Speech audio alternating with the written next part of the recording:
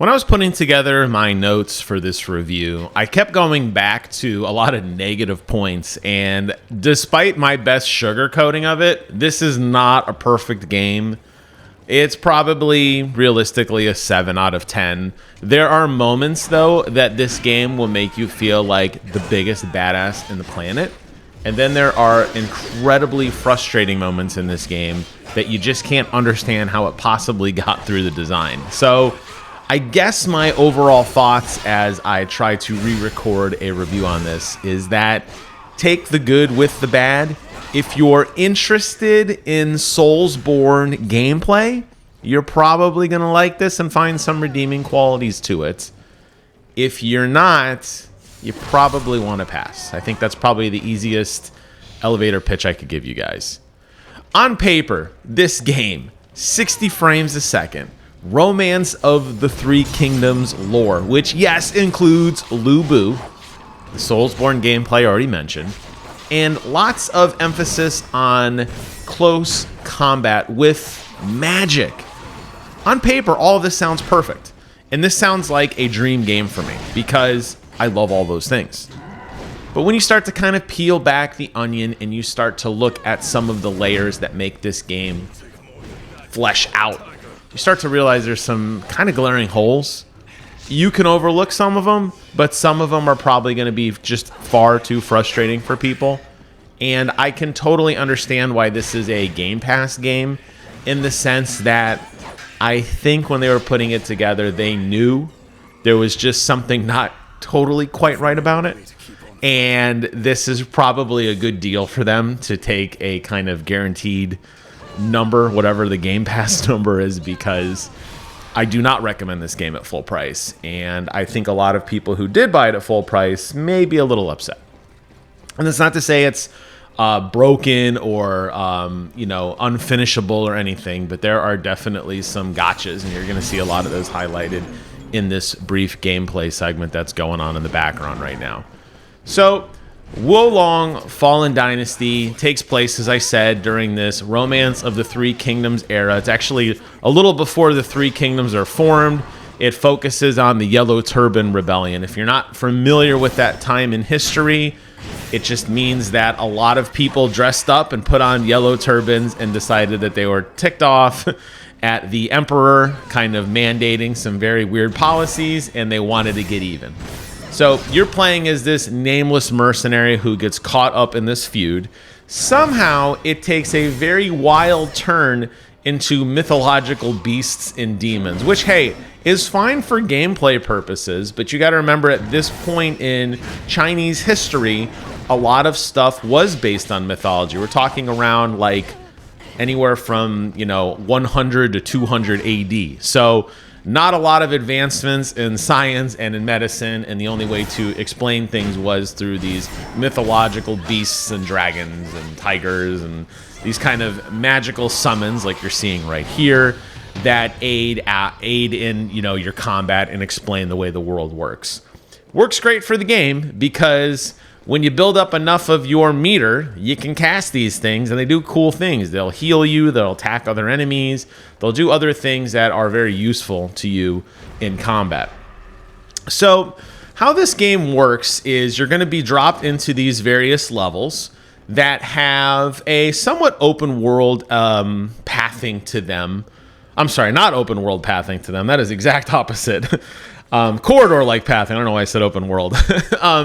Corridor pathing to them, but there's a lot of remnants there of Dark Souls. So there's a lot of pathways that branch and loop around. You're going to be able to kick down a ladder halfway through a map that bypasses a particularly tough section, or you're going to be able to open a door that bypasses 3/4 of the level on subsequent playthroughs. The levels are designed to be gotchas. There's always enemies around every corner, and there's a lot of traps. And there's a lot of places where if you're not paying attention, you're going to get hit. And that sucks.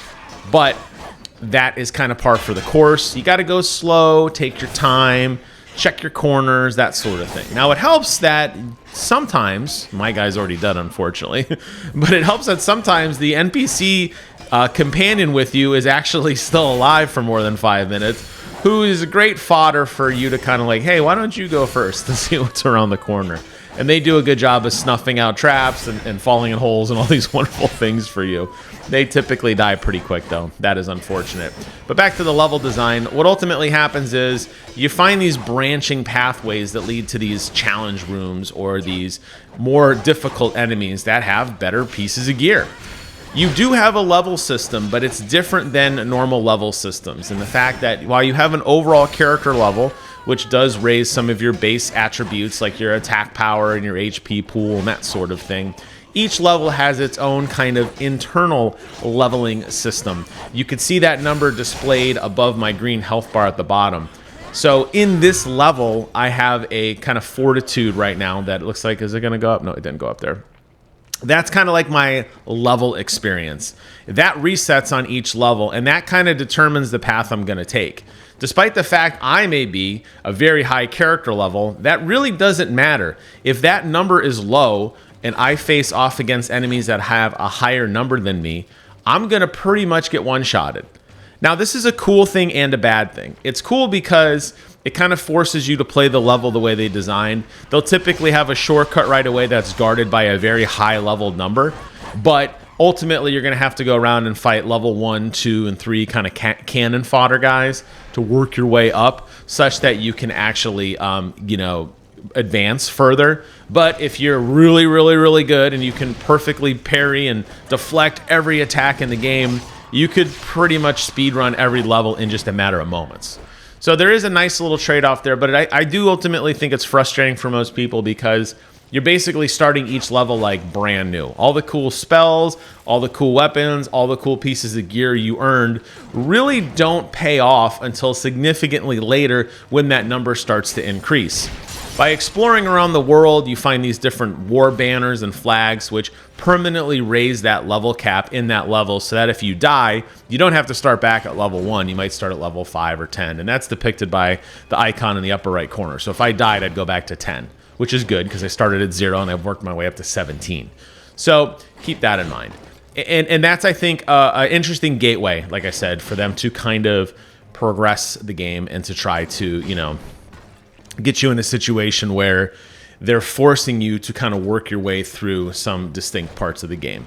So right now I'm just kind of doing loops in this area to slowly level up, to cash out my experience points, to put points and attributes that allow me more attack speed or spirit gain or that sort of thing. And I think this is a good transition into kind of some of the combat, because how combat works in this game is there is a loose bar of points you sort of bank and points you sort of are in a deficit of. And it's depicted by this meter at the bottom. And I actually think it works pretty well.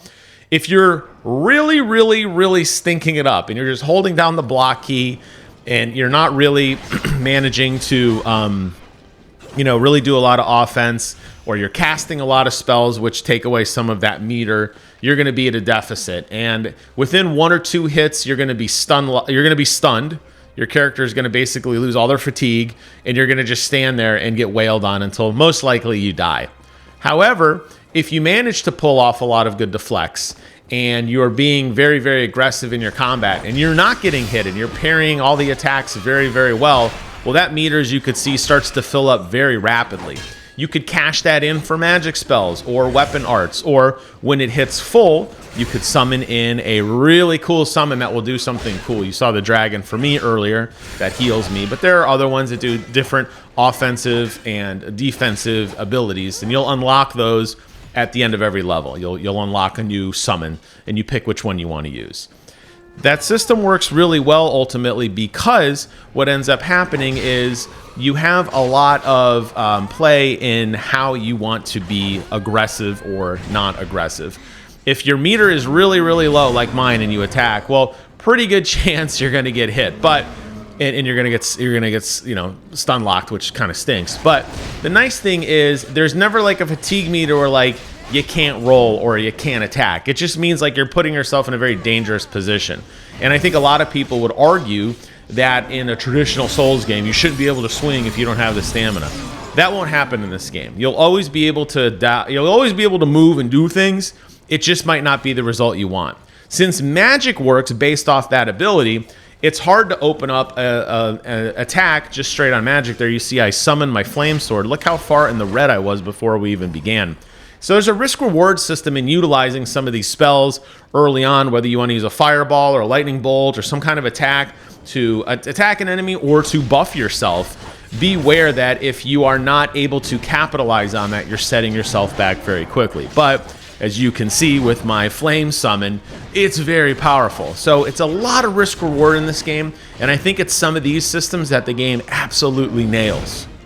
Some of the things the game doesn't nail, though, is some of the odd graphics. Now, you're looking at some definite subpar graphical quality gameplay. Thanks, Xbox. Your Twitch app still sucks. But what you're looking at here is a lot of pop-in. You're looking at some weird shadow effects in open world areas. And you're looking at graphical kind of, it almost looks like last generation stuff, which is a little frustrating. Despite the game running at 60 frames a second, it's very clear they made some serious concessions in the graphical department, which kind of brings down the overall quality, in my opinion. And I think you'll find that the more you play, you just kind of get used to it. But as a fresh eye or a fresh playthrough, you're going to instantly notice some of these weird pop-ins and some of these weird graphical artifacts and lighting artifacts, which are just going to kind of throw the experience off. And that is very, very unfortunate. The sound is equally as horrendous. For some reason, they decided to make each level have a song that plays for about a minute and then loops infinitely the entire time, over and over and over again. Hope you like listening to those flutes, because you're going to hear a lot of it over and over and over. My recommendation, honestly, is turn the soundtrack off. Yes, you're going to miss out on some of the epic music and the boss fights, but just turn it on at the boss fights. In between, when you're around exploring and taking your time and finding every little nook and cranny and treasure chest and hidden boss and all these levels, you're going to be driven absolutely mad by just how horrible and looping the sound design is. So do yourself a favor and turn that off, because it does suck. One of the biggest criticisms I have of this game is they really miss the opportunity on minimalism when it comes to the sound design. Look at games like Elden Ring.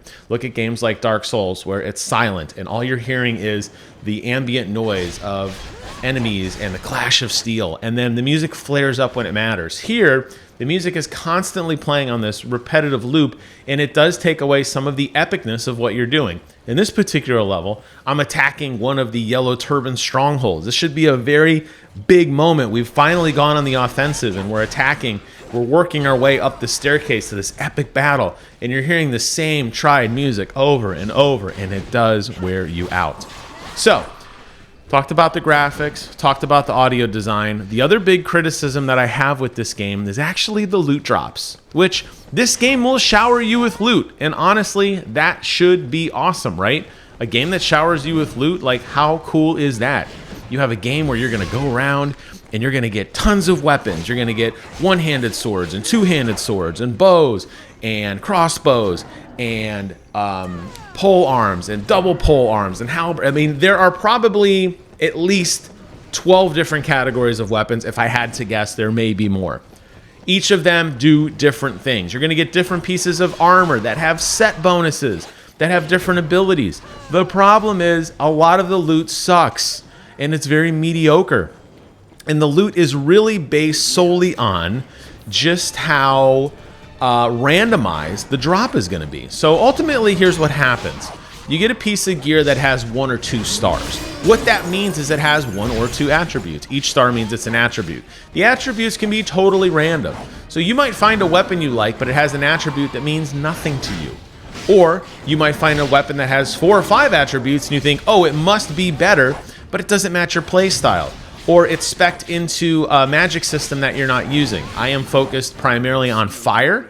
But if you had a different ability, let's say you're doing more of a water build and you got a sword that did a bunch of fire stuff, it really doesn't help you very much. So you're going to constantly be sifting through pages, and I mean pages of loot, slowly trying to decipher and to figure out exactly what is best for you. And it sucks because, you know, it doesn't give you that nice, rewarding feeling when you're basically at the end of a hard dungeon. You don't get something that like feels right for you.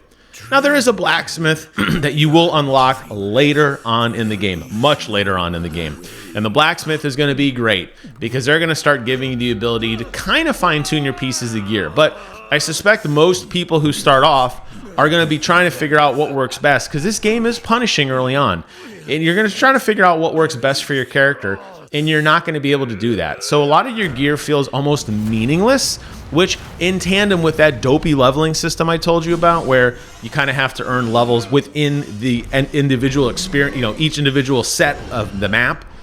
When you kind of combine those two systems together, it gives you a feel of like almost what you're doing doesn't matter. And that's hard. That's a very tough pill to swallow, because you want to have that power curve. You want to start off weak and dejected, and the bad guy beats you, and you're down on your luck, and you pick up your last shred of hope. That's when the game starts, and you build up your character, and you build up your power, and you begin to work your way up to, God tier status at the end with the best gear and the best loot, right? Well, it doesn't really work that way in this game, because you're constantly having to reprove yourself on every single level in every single experience. And that's why I say this game, ultimately, it's hard to truly recommend. I still think it's fun. It's got some really cool things going for it, but it doesn't quite stick it. There's too many variants that will bring you down a peg. There's too many things that you're going to look at and go, well, that's dumb design, or, oh, that would have been so much cooler if this. And you're 100% right. The subreddit is constantly giving recommendations on things, and the community is like, it just doesn't quite hit the mark. It's definitely not as polished as a Dark Souls game that has really nice level balancing and a meaningful character progression. No, here, you're always going to have to prove yourself, and it just doesn't quite pan out. But I still like the game. That's the catch-22. I'm still playing it. I'm still enjoying it. I think I'm about halfway through on my experience. This takes place about maybe like a third of the way through. And as you can see, despite having some of the best pieces of gear, and despite having a decent power level, I still get absolutely stomped by this enemy. And that is kind of the frustration. There's no way to feel powerful until the very, very end of the level, which doesn't last very long. Just to show off and as to kind of wrap up this video to really hammer on that point. So I died. I was at that level 19, for the specific level. Now, for whatever reason, I was 13, but I go in the door and I'm 15. That's a kind of weird system in of itself. But notice how much damage I take from regular attacks from this guy because he's level 20. So I'm playing at a 5-level deficit. And even though I am absolutely wailing on this guy, using all my abilities, look at how much little damage I took off from him. When he hits me, look at how much damage I take. He basically thirds my health bar. All that gear I put on, all that armor I put on is irrelevant at this point because he has a 5-level lead on me. Now, what do I have to do? I have to go back to the beginning part of the level and regrind and get more of my level up so that I can be on par with him, just to be level 20, so it's a quote-unquote fair fight. That's the frustration in this game, and I think a lot of people are going to look at that and they may be turned off. That wraps up today's video review of Wo Long Fallen Dynasty. Has so much going for it, including Lu Bu, but it has so much going against it. So buyer beware. If you're going to check this one out, I recommend you do it on Game Pass first. Maybe it'll stick with you, but there's a really good chance that, like many other people, you're going to get frustrated at the first boss and you may walk away. Thank you guys so much for watching. Take care of yourselves. And until next time, I will see you guys on the other side.